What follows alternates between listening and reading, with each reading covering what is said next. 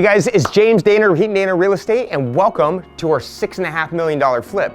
I know there was a lot of doubters, but we are pending at ask in less than 5 days on market. So what's the math behind this deal? Why did we buy such an expensive home to put all this money and resources in, and did it work out?